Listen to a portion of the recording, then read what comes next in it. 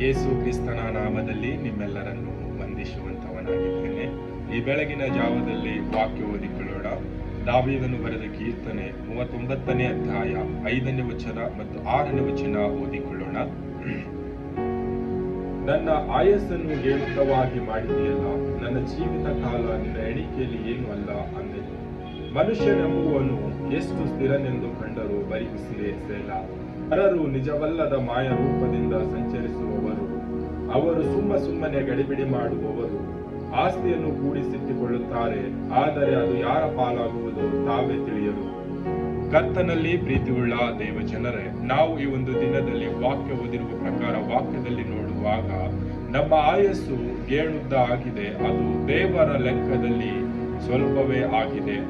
ಆ ಒಂದು ಲೆಕ್ಕದ ಜೀವಿತದಲ್ಲಿ ನಾವು ಏನಾಗಿದ್ದೇವೆ, ಈ ಲೋಕದಲ್ಲಿ ಜೀವಿಸುವಾಗ ನಮ್ಮ ಜೀವಿತ ಎಷ್ಟೇ ಸ್ಥಿರವಾಗಿದ್ದರೂ ಕೂಡ ಕೊನೆಯಲ್ಲಿ ನೋಡುವಾಗ ಉಸಿರೇ ಎಂಬುದಾಗಿ ನಾವು ಯಾವ ರೀತಿಯಾಗಿ ಈ ಲೋಕದಲ್ಲಿ ಜೀವಿಸ್ತಾ ಇದ್ದೇವೆ, ನಮ್ಮ ಗೇಣುದ್ದ ಆಯಸ್ಸನ್ನು ನಾವು ಯಾವ ರೀತಿಯಾಗಿ ಜೀವಿಸ್ತಾ ಇದ್ದೇವೆ. ಅನೇಕ ಜನರಿಗೆ ಒಳ್ಳೆಯ ಕಾರ್ಯಗಳು ಮಾಡುತ್ತಾ, ಅನೇಕರಿಗೆ ಆಶ್ರಯವಾಗಿದ್ದು, ಅನೇಕರಿಗೆ ಉತ್ತಮ ಮಾರ್ಗದಲ್ಲಿ ನಡೆಸುತ್ತಾ, ಅನೇಕ ಜನರಿಗೆ ನಾವು ಮಾದರಿಯ ಮಕ್ಕಳಾಗಿ ಜೀವಿಸ್ತಾ ಇದ್ದೇವಾ? ಈ ಗೇಣುದ್ದ ಒಂದು ಆಯಸ್ಸಿನ ಜೀವಿತದಲ್ಲಿ ಕೊನೆಯದಾಗಿ ನೋಡುವಾಗ ನಮ್ಮ ಉಸಿರೇ ಎಂಬುದಾಗಿ ನೋಡುವಂತವರಾಗಿದ್ದೇವೆ. ಕರ್ತನಲ್ಲಿ ಪ್ರೀತಿಯುಳ್ಳ ದೇವ ಜನರೇ, ನಾವು ನರರು ಯಾವುದಕ್ಕಾಗಿ ನಾವು ಪ್ರಯಾಣ ಮಾಡುತ್ತೇವೋ ಆ ಪ್ರಯಾಣವು ಬರೀ ಗಡಿಬಿಡಿ ಆಗಿದೆ. ಆ ಗಡಿಬಿಡಿ ಪ್ರಯಾಣದಲ್ಲಿ ನಾವು ಯಾವ ರೀತಿಯಾಗಿ ಜೀವಿಸ್ತಾ ಇದ್ದೇವೆ, ನಾವು ಏನೆಲ್ಲ ಕೂಡಿಸಿಡುತ್ತಾ ಇದ್ದೇವೆ, ಆಸ್ತಿ, ನಮ್ಮ ಒಂದು ಸಂಪತ್ತು ಏನೆಲ್ಲ ಕೂಡಿಸಿಟ್ಟರೂ ಕೂಡ ಅದು ಯಾರ ಪಾಲಾಗುತ್ತದೋ ನಮಗೆ ಗೊತ್ತಿಲ್ಲ. ಆದರೂ ಕೂಡ ನಾವು ಗಡಿಬಿಡಿ ಮಾಡಿ ಕೂಡಿಸಿಡುವಂತವರಾಗಿದ್ದೇವೆ. ಕರ್ತನಲ್ಲಿ ಪ್ರೀತಿಯುಳ್ಳ ದೇವ ಜನರೇ, ನಾವು ಈ ಲೋಕದಲ್ಲಿ ಏನೆಲ್ಲ ಮಾಡಿ ಇಟ್ಟುಕೊಂಡರೂ ಕೂಡ ಅದು ವ್ಯರ್ಥವಾಗಿ ಹೋಗುವಂತದಾಗಿದೆ. ಯಾಕೆ ಎಂಬುದಾಗಿ ನೋಡುವಾಗ ನಾವು ಏನೆಲ್ಲ ಕೂಡಿಸಿಟ್ಟರೂ ಕೂಡ ಅದನ್ನು ಅನುಭವಿಸುವುದಕ್ಕೆ ನಮ್ಮಿಂದ ಆಗುವುದಿಲ್ಲ. ಯಾಕೆ ಎಂಬುದಾಗಿ ನೋಡುವಾಗ ನಮ್ಮ ಜೀವಿತ ಗೇಣುದ್ದವಾಗಿದೆ. ಕೊನೆಗೆ ನಮ್ಮ ಜೀವಿತದಲ್ಲಿ ಉಸಿರು ನಿಂತ ಮೇಲೆ ಅದನ್ನು ಅನುಭವಿಸುವವರು ಯಾರು ಎಂಬುದಾಗಿ ನಮಗೂ ಕೂಡ ತಿಳಿಯುವುದಿಲ್ಲ. ಯಾಕೆ ಎಂಬುದಾಗಿ ನೋಡುವಾಗ ನಮ್ಮ ಗೇಣುದ್ದ ಆಯಸ್ಸಿನಲ್ಲಿ ನಾವು ಗಡಿಬಿಡಿ ಮಾಡದ ಹಾಗೆ ಸಮಾಧಾನವಾಗಿದ್ದು, ನಮ್ಮ ಜೀವಿತಕ್ಕೆ ಎಷ್ಟು ಬೇಕು ಅಷ್ಟೇ ನಾವು ಸಂಪಾದಿಸಿಕೊಂಡು ನಾವು ತೃಪ್ತರಾಗಿ ಶಾಂತಿ, ಸಮಾಧಾನ, ಪ್ರೀತಿ, ಅನ್ಯೋನ್ಯತೆ ಹೊಂದಿದವರಾಗಿರಬೇಕು.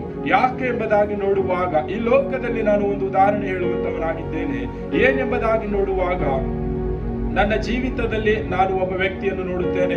ಆ ವ್ಯಕ್ತಿ ಯಾವಾಗಲೂ ಕೆಲಸ ಎಂಬುದಾಗಿ ರಾತ್ರಿ ಹಗಲು ಮನೆಯಲ್ಲಿ ಇರದೆ ಪ್ರತಿನಿತ್ಯವೂ ಕೆಲಸ ಮಾಡುವಂತವರಾಗಿದ್ದಾರೆ. ಅವರ ಮಕ್ಕಳನ್ನು ನಾನು ಕೇಳುವಾಗ ಅವರು ಹೇಳುತ್ತಾರೆ, ನನ್ನ ತಾಯಿಯ ಮುಖ ನಾನು ಯಾವಾಗ ನೋಡುತ್ತೇನೋ ನನಗೆ ಗೊತ್ತಿಲ್ಲ.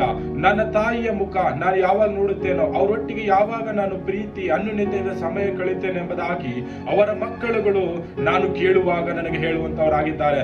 ಕರ್ತನಲ್ಲಿ ಪ್ರೀತಿಯುಳ್ಳ ದೇವ ಜನರೇ, ನಮ್ಮ ಆಯಸ್ಸು ಗೇಣುದ್ದ ಆಗಿದೆ, ನಮ್ಮ ಉಸಿರು ಸ್ವಲ್ಪವೇ ಆಗಿದೆ. ಆ ಉಸಿರು ನಿಂತು ಹೋಗುವುದರೊಳಗಾಗಿ ನಾವು ಕೂಡಿಟ್ಟುಕೊಳ್ಳುವುದಕ್ಕಿಂತ ನಮ್ಮ ಬಂಧು ಮಿತ್ರರನ್ನು, ನಮ್ಮ ಪ್ರೀತಿಯ ಪಾತ್ರರನ್ನು, ನಮ್ಮ ಸ್ನೇಹಿತರನ್ನು, ನಮ್ಮ ಕುಟುಂಬದವರನ್ನು ನಾವು ಸಂತೋಷವಾಗಿ ನೋಡಿಕೊಳ್ಳೋಣವಾ? ಯಾಕೆ ಎಂಬುದಾಗಿ ನೋಡುವಾಗ ಈ ಲೋಕದಲ್ಲಿ ನಮಗೆ ಇರ್ತಕ್ಕಂಥ ಆಯಸ್ಸು ಗೇಣುದ್ದವಾಗಿದೆ, ಅದು ಕೊನೆಗೆ ಉಸಿರು ಎಂಬುದಾಗಿ. ಹೌದು ಪ್ರಿಯರೇ, ಈ ಒಂದು ದಿನದಲ್ಲಿ ನಾವು ಈ ಲೋಕದಲ್ಲಿ ಯಾವ ರೀತಿಯಾಗಿ ಜೀವಿಸ್ತಾ ಇದ್ದೇವೆ? ನಮ್ಮ ಪ್ರೀತಿ ಪಾತ್ರರನ್ನು, ನಮ್ಮ ಸ್ನೇಹಿತರನ್ನು, ನಮ್ಮ ಬಂಧು ಮಿತ್ರರನ್ನು ನಾವು ಸಮಯ ಕೊಡ್ತಾ ಇದ್ದೇವಾ? ನಮ್ಮ ಜೀವಿತದಲ್ಲಿ ನಾವು ಅನೇಕ ಸಾರಿ ನಮ್ಮ ಒಂದು ಕೆಲಸ ಕಾರ್ಯಗಳಲ್ಲಿ ನಾವು ಕೂಡಿಸಿಟ್ಟುಕೊಳ್ಳುವುದರಲ್ಲಿ ನಾವು ಪ್ರಯಾಸ ಪಡ್ತಾ ಇದ್ದೇವೆ. ಈ ಒಂದು ದಿನದಲ್ಲಿ ನಾವು ನಮ್ಮ ಕುಟುಂಬದವರಿಗೆ ಸಮಯ ಕೊಡ್ತಾ ಇದ್ದೇವಾ? ನಮ್ಮ ತಂದೆ ತಾಯಿಗಳಿಗೆ ಸಮಯ ಕೊಡ್ತಾ ಇದ್ದೇವಾ? ನಮ್ಮ ಮಕ್ಕಳಿಗೆ ನಾವು ಸಮಯ ಕೊಡ್ತಾ ಇದ್ದೇವಾ? ಯಾಕೆ ಎಂಬುದಾಗಿ ನೋಡುವಾಗ ನಮ್ಮ ಆಯಸ್ಸು ಗೇಣುದ್ದವಾಗಿದೆ. ನಮ್ಮಲ್ಲಿ ಇರ್ತಕ್ಕಂಥದ್ದು ಉಸಿರು ನಿಂತ ಮೇಲೆ ನಾವು ಯಾರಿಗೂ ಕೂಡ ಸಮಯ ಕೊಡುವುದಕ್ಕಾಗದಿಲ್ಲ ಪ್ರಿಯರೇ. ನಮ್ಮ ಉಸಿರಿರುವುದರ ದಿನಗಳಲ್ಲೇ ನಮ್ಮವರಿಗೆ ಸಮಯವನ್ನು ಕೊಡುವಂತವರಾಗಬೇಕು.